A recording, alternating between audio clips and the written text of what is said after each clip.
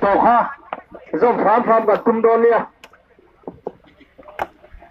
Vawiin hian Tuirini lei siat awanga kong siam hna hnatlang run pui thaw ania ta chuan mi kan thathem khop bai a hei VC te YMA te MHP te Chalfilh Vawiin ni na hi thaw ani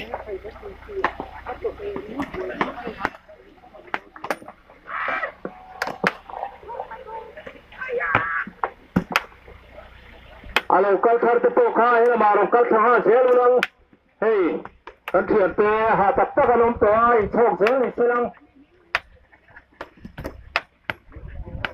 lung alo choi kam tu le tu do le te ha tha ka bangin tangwa thatak zok te khan in thawk zung zung Vawiin Chalfilh Group hnatlang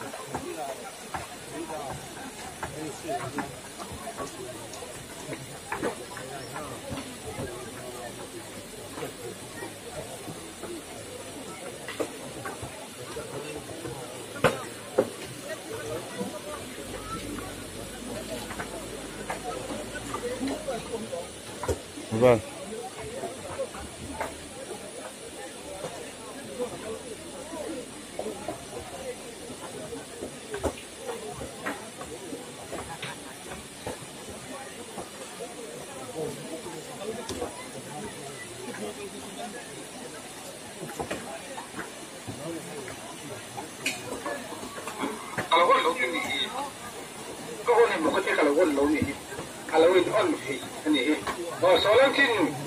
chikam pang zong te in phuarkhawm a in la phuarkhawm se lo to kin ka sia in ne la lom thu kan chu ni chu ko chung pu ya kan kal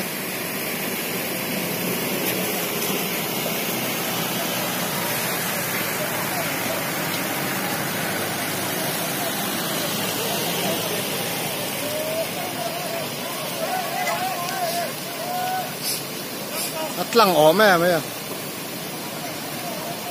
hnatlang à rồi suộc lại thêm cái lâu làng này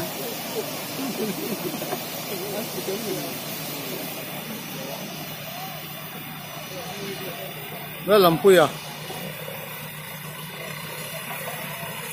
anh lâu suộc chết sang tệ tệ